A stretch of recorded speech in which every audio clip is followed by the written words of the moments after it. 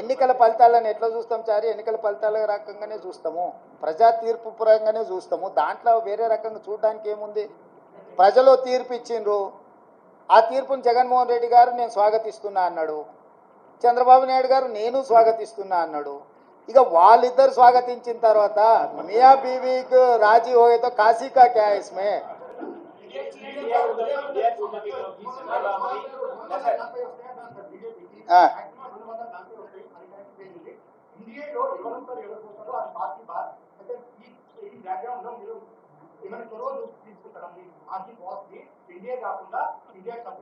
నీ సూచన ఏంది రాహుల్? ఏం చేస్తే బాగుంటుంది? నీ నీ సూచన ఏందంటూ? అదే ఒకవేళ నీ సూచన మా మా అందరి నాయకుల ముందు పెడతా, వాళ్ళందరూ కూడా రాహుల్ సూచన బాగుందంటే ఆ విధంగానే ముందుకు పోయి ఆ రాహుల్తో మాట్లాడదాం. ఏ ప్రభుత్వమైనా ఏర్పడినప్పుడు, ఆహ్వానించినప్పుడు పార్టీలో చర్చించి నిర్ణయం తీసుకుంటాం. వ్యక్తిగా నేను నిర్ణయాలు తీసుకోవడానికి ఉండదు. పార్టీ సూచనల మేరకే నేను వ్యవహరించాల్సి ఉంటుంది. ఇది సిద్ధాంతపరంగా, రాజకీయ పరంగా పార్టీ తీసుకోవాల్సిన నిర్ణయము. ఏ ప్రభుత్వం ఏర్పడ్డా స్నేహపూర్వకమైన వాతావరణంలో సమస్యలు పరిష్కరించుకుంటామని నేను ముందే చెప్పిన. ఈరోజు కూడా నేను ఆ మాటకున్నా. ఆంధ్రప్రదేశ్లో ఏ ప్రభుత్వం ఏర్పడ్డా ఆ ప్రభుత్వంతో సంప్రదింపులు చేపట్టి రాష్ట్ర సమస్యల్ని శాశ్వతంగా పరిష్కరించుకుంటాము. ఉమ్మడి క్యాపిటల్ చట్టపరంగానే సమస్య పరిష్కారం అయిపోయింది. హైదరాబాద్ నగరం ఇప్పుడు తెలంగాణకు రాజధాని అంటే ఒక కీలకమైన సమస్య ఆల్రెడీ చట్టపరంగా పరిష్కారం అయింది. మిగతా ఆస్తుల పంపకాలకు సంబంధించి, నీటి పంపకాలకు సంబంధించి ఉన్న సమస్యల్ని తప్పకుండా కూర్చుంటాం, చర్చించుకుంటాం, పరిష్కరించుకుంటాం. మాకేం బేసిజాలు లేవు. రాష్ట్రం యొక్క అభివృద్ధి, రాష్ట్రం యొక్క అభ్యున్నతి కోసము ఎవరితోనైనా చర్చించడానికి మేము సిద్ధంగా ఉన్నాం, పరిష్కరించుకుంటాం. ఏం ప్రభాకర్?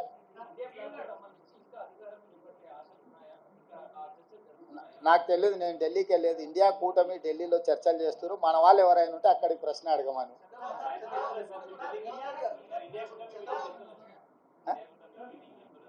ఇండియా కూటమిలో జాతీయ నాయకులు, ఆ కూటమిలో ఉన్న వివిధ భాగస్వాములనే ఇప్పటికి పిలిచిండ్రు. ఇంతవరకు అయితే ఆహ్వానం రాలేదు. ఏదైనా ఢిల్లీకి సూచన చేస్తే మీరు తప్పకుండా వెళ్తారు. క్యాబేసి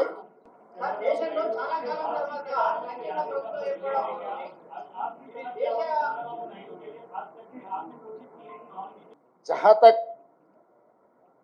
मेरा सुझाव मोदी जी को, मोदी जी का गारंटी की वारंटी खत्म हो चुकी है, इसीलिए मोदी जी तुरंत जिम्मेदारी लेकर इस्तीफा दिए तो प्रधानमंत्री कुर्सी को उनके लिए शोभा है। इसीलिए मैं एक ही मोदी जी से डिमांड करता हूं कि तुरंत आप प्रधानमंत्री कुर्सी को इस्तीफा दे दीजिए, क्योंकि आपके वारंटी की गारंटी खत्म हो चुकी है। और दूसरी बात रहा ये जो अलायंस के बारे में, इंडिया अलायंस या कोई आए कोई गए, ये जिम्मेदारी मेरे नहीं है। मेरे जिम्मेदारी है तेलंगाना सरकार चलाने का, तेलंगाना कांग्रेस पार्टी को चलाने का जिम्मेदारी है। मैं गैर जिम्मेदारी के काम नहीं करता हूं। जो जिम्मेदारी लोग हैं वो जिम्मेदारी लोग जिम्मेदारी निभाएंगे। वो यहाँ पर चर्चा नहीं होगी, दिल्ली में होगी। आपको कुछ भी अगर ऐसा ही कुछ संशय रहा तो मुझे पूछो, मैं दिल्ली में फिर पूछ लेके फिर वापस बोलूंगा। मैं बहुत अहम रहा है सर, खास करके तेलंगाना का भी अहम रहा है चुनाव प्रचार के दौरान। तो पर्सनली आप साथ कैबिनेट में रहे, पर्सनली आप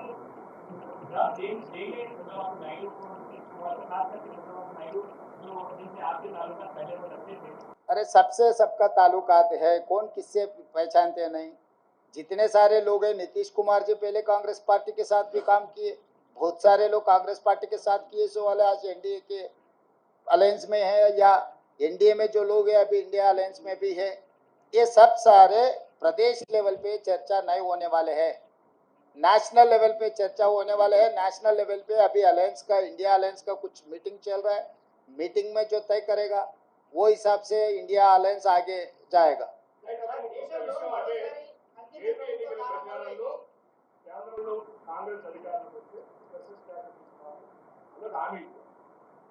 కేంద్రంలో అధికారులు ఎన్డీఏ ఓటుని అటువంటి ఆఫర్ ఏమన్నా చంద్రబాబు ఇచ్చి మేము మా దాంట్లో చేస్తే మీరు అనుకుంటున్న తెలంగాణ ఆంధ్రప్రదేశ్ గురించి ప్రశంసిస్తాం. నిన్న మన్మోహన్ సింగ్ గారు ఇచ్చిండ్రు. మన్మోహన్ సింగ్ గారు ఇచ్చిన మాటకు పార్లమెంటులో చేసిన చట్టానికి కాంగ్రెస్ పార్టీ కట్టుబడి ఉన్నదని రాహుల్ గాంధీ గారు విస్పష్టంగా ఆంధ్రప్రదేశ్కు హామీ ఇవ్వడం జరిగింది. ఇది చట్టబద్ధతతో కూడుకున్న హామీ, ఎన్నికల హామీ కాదు. అది 2014లోనే రాష్ట్ర పునర్విభజన చట్టంలో నాటి ప్రధానమంత్రి మన్మోహన్ సింగ్ గారు ఆంధ్రప్రదేశ్కు ప్రత్యేక హోదా ఇస్తామని చెప్పడం జరిగింది. నిన్న జరిగిన రాహుల్ గాంధీ గారు మల్లికార్జున్ ఖర్గే గారు పత్రికా సమావేశంలో రాహుల్ గాంధీ గారు ఈ అంశాన్ని పునరుద్ఘాటించిండ్రు. మేము కట్టుబడి ఉన్నాము అని. ఎవరికైనా ఎలాంటి శశబిషలు అనుమానాలు అక్కర్లేదు. ఆనాడు పార్లమెంటులో చేసిన చట్టానికి కాంగ్రెస్ పార్టీ కట్టుబడి ఉంది.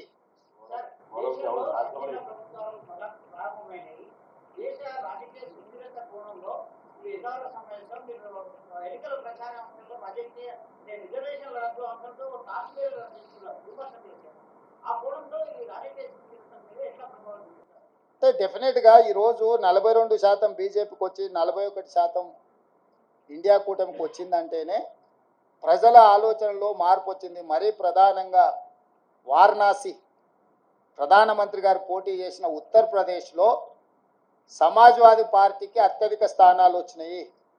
ఈరోజు సమాజ్వాదీ పార్టీ కాంగ్రెస్ పార్టీ దాదాపుగా 40 పైగా సీట్లను సాధించడం జరిగింది. 37 స్థానాలు సమాజ్వాదీ పార్టీకి వచ్చినాయి, 7 కాంగ్రెస్ పార్టీకి వచ్చినాయి. అంటే దాదాపుగా 42 స్థానాలు సమాజ్వాదీ పార్టీ కాంగ్రెస్ పార్టీ ఉత్తరప్రదేశ్లో గెలవడం జరిగింది. రెండవది ఫైజాబాద్ పార్లమెంట్ అంటే అయోధ్య రామ మందిరం ఎక్కడైతే నిర్మించిందో ఆ పార్లమెంట్లో బీజేపీ ఓటమి చెందింది.